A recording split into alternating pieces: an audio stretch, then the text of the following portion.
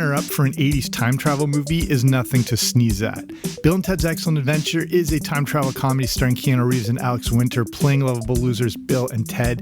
It came out in February 1989, was a box office success, and made a big impression on youth culture at the time. That's what we're going to look at here today on the Everything 80s podcast. I'm Jamie. Thanks for coming on out. If it's your first time, extra welcome. And if you haven't already, since you're here, make sure you subscribe wherever you find your podcasts. I should be there. Okay, here we go. So this isn't just about a look back at the movie. This is the approach I'm taking with this, sort of not just a review, but a look back at the entire movie. So my approach is, I like this movie, I just don't love it. That's just always the way I felt about Bill and Ted's Excellent Adventure. It was no doubt like awesome. It seemed amazing, but it just didn't seem to be able to take up the valuable or semi-valuable real estate in my mind devoted to other 1980s movies and shows I love. I want ultimately every time travel movie to be like Back to the Future, but I know that's not the case. But I still, again, recognize Bill and Ted as a culturally significant movie. It really launched more of that sort of surfer dude, skater punk, not directly stoner culture into the mainstream. To me, it was like a predecessor for Wayne and Garth in Wayne's World, and all the catchphrases just caught on like wildfire. There was no way you could not, recite these sort of things or hear them wherever you went as a kid in the 80s. So don't get me wrong, I like Bill and Ted's Excellent Adventure, but to me, again, it's more like a silver medal winning recipient. So let's take a look back at the plot. We start out in the year 2688. The future is a blissful utopian society because of the two great ones. Not Wayne Gretzky if you're Canadian, but this is, of course, Bill S. Preston Esquire and Ted Theodore Logan, who have inspired the world with their wisdom and their epic music. We meet Rufus, who must travel back to the year 1988 to make sure Bill and Ted pass a history test. Turns out they were two dim-witted teens back in 1988, and he travels back in time using a phone booth, which seemed like a nod to Doctor Who. But if they don't pass this test, Ted will get shipped off to military school, and he'll never form the Wild Stallions, which was a band that altered history forever. Rufus goes back in time and finds Bill and Ted struggling to study for their test. Their paper involves understanding the specifics of three historical figures, which helps set our movie in place. Rufus helps them by unveiling the time machine, which allows future versions of Bill and Ted to step out to tell their past selves that Rufus can indeed help them. The first thing they do is travel back to the year 1805 to see Napoleon Bonaparte in action. A cannonball blast manages to send Napoleon, back to the future with them. Rufus has to leave, but leaves the time machine behind for the two of them. Bill and Ted stumble upon Napoleon and then realize they can travel back in time to kidnap other historical figures. This way, they will be able to expertly complete the paper they have to work on to pass their class. The first people they go after are Billy the Kid and Socrates. They then travel to the 15th century in England, where they become smitten with Princess Elizabeth. They are almost killed, but Socrates and Billy the Kid come to the rescue, getting them back in the time machine, which gets damaged in all the big kerfuffle. This sends them way into the future, and they find out that they have become the true inspiration of the world, kind of like in a Caesar from the Planet of the Apes way. They realize that to continue this timeline, they need some extra credit work on their report, and they end up going back to kidnap Beethoven, Sigmund Freud, Genghis Khan, Abraham Lincoln, Joan of Arc. They go even further back in time to repair the phone booth, transport themselves back to the current age, and end up in that first encounter with Rufus and their past, present, future selves all together in one. The historical figures are now getting in trouble in the current age, but they round them all up and ultimately can complete their report. Rufus returns with the princesses from the 15th century who end up joining the Wild Stallions. The end.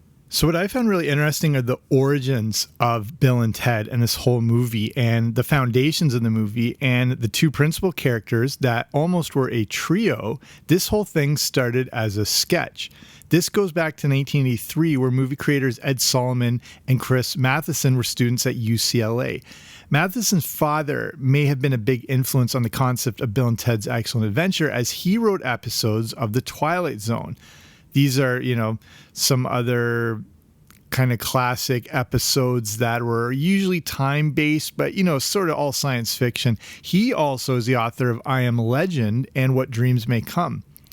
The two came up with this comedic act of two morons for their improv class. The premise involves these two dullards pretending to know everything about history when in fact they know nothing. But this wasn't just two dullards. As I said, there were three.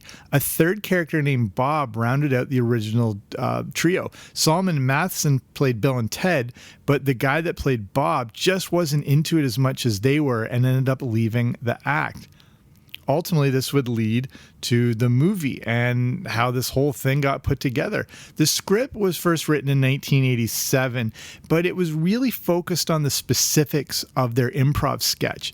They realized this would either have a large appeal or die an agonizing death with audiences.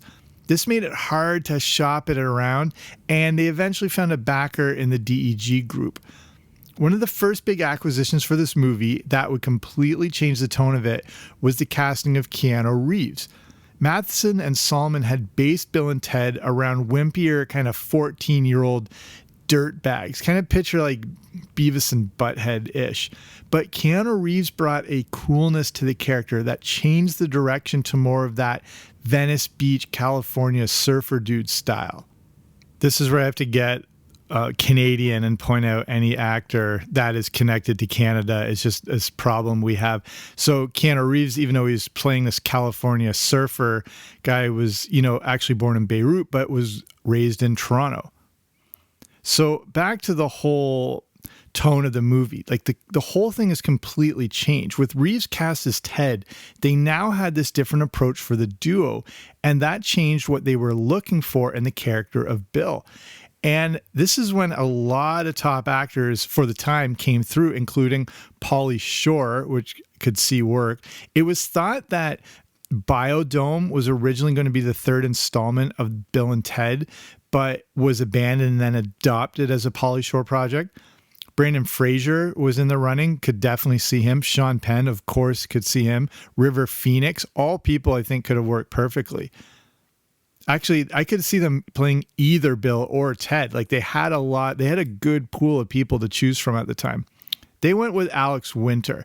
It turns out he and Reeves had a lot in common and were able to build a strong connection pretty quickly. The other key casting in the movie was including the great George Carlin to play Rufus. They also considered many interesting and outstanding actors for that role, including Eddie Van Halen, of all people, Charlie Sheen, Sean Connery, Ringo Starr, which I could actually see working, Roger Daltrey. These were a great combination of rock royalty and brilliant, actors. I don't know about Ringo Starr, but they needed someone with a better comedic approach. And the producers of the film had just worked with Carlin and were able to secure him for the role.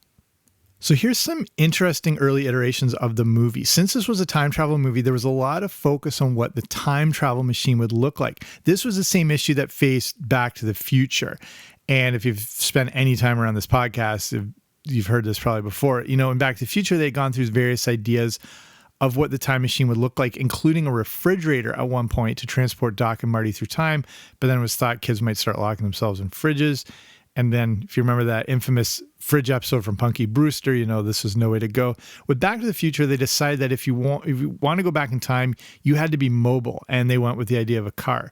An early version of the movie also included a vehicle, specifically a 1969 Chevrolet van. But this looked too much like a DeLorean, so they didn't want any direct comparisons to Back to the Future.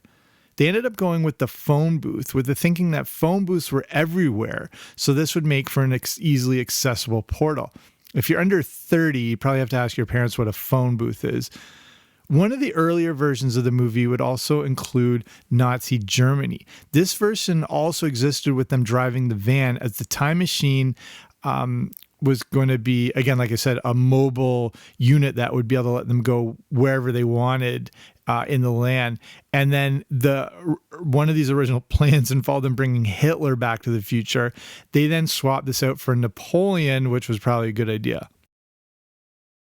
Okay, now they have to get this movie out to the public. It would take 2 years to finally get Bill and Ted's Excellent Adventure into the local cineplexes.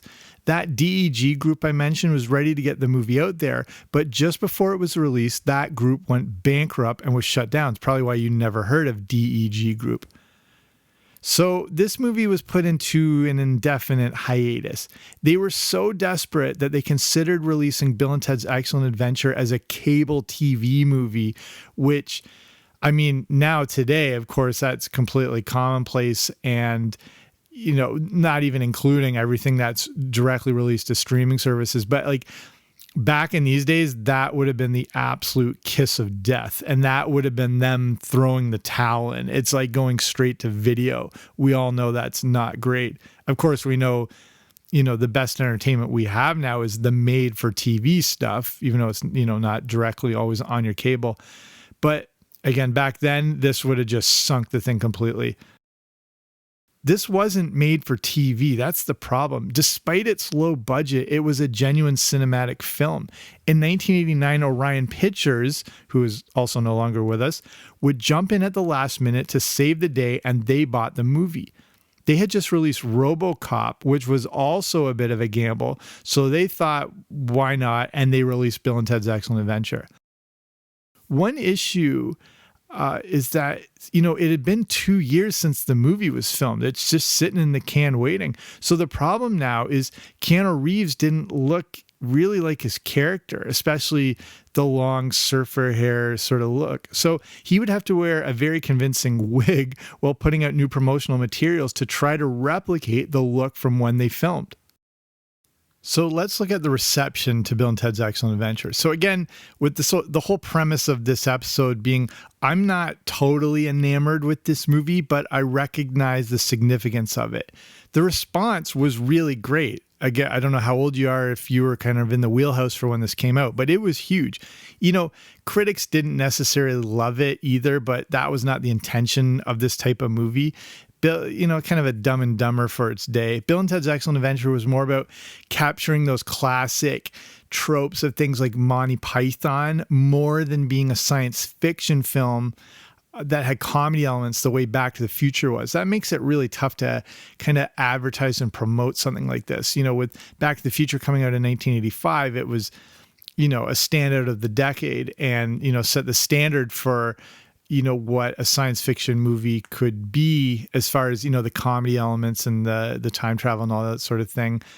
And just how like fun that could all be made. So you got a real, you know, battle against you when you're trying to be a time travel movie, but they really had to push that it was more of a comedy than a science fiction film. They were never trying to replicate anything similar to Back to the Future. But, you know, if you're putting out a time travel movie in the late 80s, it was just impossible not to be compared. What made this film so significant and what made it stand out and catch on were the iconic catchphrases and, again, that great chemistry and creation of the characters by Reeves and Winter. So obviously the phrases like excellent and bogus and triumphant and bodacious and dude and all that stuff became just absolute staples of youth culture. And as great as, you know, Back to the Future is, it just didn't have that sort of thing. So once the movie started, you know, getting going, all the promotional stuff was just all related to sort of that like iconic phrasing they created. And that was just spreading absolutely everywhere. And then it was also like the infectious energy and charm of the characters easily rubbed off on impressionable youth and took that, you know, surfer valley culture to a broader audience. Again, this happens every so often with other movies where that style of speech and the catchphrases really resonate with younger audiences. Like just thinking back, like Clueless, again, Wayne's World, where I mentioned, you know, they just sort of stick with the society. Bill and Ted's Excellent Adventure came out on February 17th, 1989, opening alongside some other classics like The Fly 2, interesting connection with Back to the Future. The Fly 2 starred the original Marty McFly, Eric Stoltz. Also that weekend, Major League came out and The Burbs. Bill and Ted's Excellent Adventure would make around $40.5 million, which converted for today is around $85 million. Not a monster hit, but really good for what is technically a comedy, and really good when you consider what a narrow audience it really appealed to. You know, my parents would see Back to the Future. They weren't going to go see Bill and Ted's Excellent Adventure. So they really sort of limited themselves, but it still did really well. It was also made for only $6.5 million, so it ended up being a really great moneymaker for Orion. So now we sort of look into the future of Bill and Ted. Bill and Ted's Bogus Journey would come out a few years later, as did a few seasons of, if you remember this, an animated series. And then you may or may not remember this, but there was a live action series in the 90s, which before I was looking back on this, I'd completely forgot about. But the problem is, like, you know, say like with the Clueless show, if you remember that, they did a live action show. When you don't have the original characters reprising the roles, it's always going to fall short. And then, of course, there's Bill and Ted Face the Music. And there had been talks of a third edition of this franchise for years, and it would just never seem like it would happen. Then in 2020, it happened. And the movie was written by the original creators of Bill and Ted, Chris Matheson and Ed Solomon. So it's technically a sequel to Bill and Ted's Bogus Journey. And of course, Alex Winter and Keanu Reeves are back. You know, they're following kind of the same premise and just more of like a capture of nostalgia. It had been enough time that you could go back to like a hot property like this, and people will be kind of into it. The problem is it wasn't released during the best time ever when it came out on August 28th, 2020. So it didn't make a lot of money, which isn't its fault. It's hard to say if this movie had been 2 or 3 years earlier or a couple years from now, would it have done better? I don't know. I think sometimes there's this sort of sweet spot for nostalgia returns, and just thinking example of like looking at the Ghostbusters Afterlife movie that's coming out. And, you know, the original Ghostbusters coming out in 1984, it's been quite a while, you know, and a little less time with Bill and Ted's Excellent Adventure. And I think there's this point where you miss the chance to release a movie like that. So, I mean, it's hard to say. The movie went over okay, and, you know, people liked it. I think they liked it as, you know, a return and remembering, oh, like what a great time that was in the late 80s. You know, it's kind of easy to market that, but again, not their fault, just the release timing was terrible, like it was for all their movies, and they just had to like go with it, where a lot of others were delaying into later dates.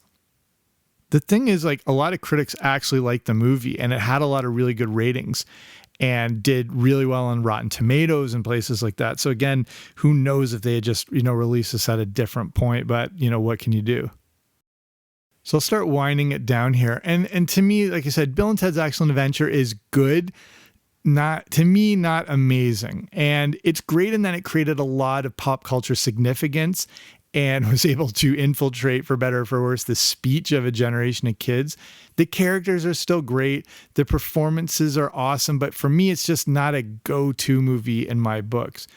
Either way, Bill and Ted's Excellent Adventure can only be seen as a success and an influential part of the late 1980s. So I'll finish it there. Hopefully you enjoyed this. If you haven't seen it for a while, go back and check it out. If you haven't seen it for a while, I'm going to say it's not going to hold up as good as you think, unless you're just like not absolutely enamored with it. But, you know, it might be a little bit better if it's been quite a while for you. But it's at least a perfect nostalgia trip, and it's a good sort of, you know, trip down memory lane to remember that era of movies. But thanks for taking the time to listen to this episode. Hopefully you enjoyed it. Again, if you haven't already, make sure you subscribe wherever you find your podcast. I'll be there, and I will be back soon with a new episode. Don't you dare miss it.